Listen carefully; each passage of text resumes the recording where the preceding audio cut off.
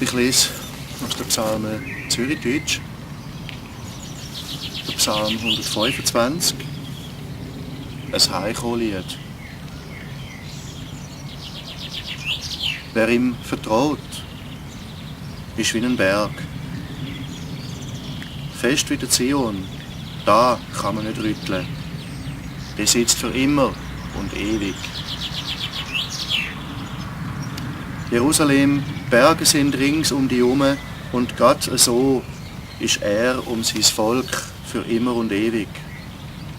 Die Macht von Gemeinen bleibt nicht für immer über der Heimat der Gerechten. Sonst würden am Ende die Gerechten sich auch noch vergreifen am Trug der Macht.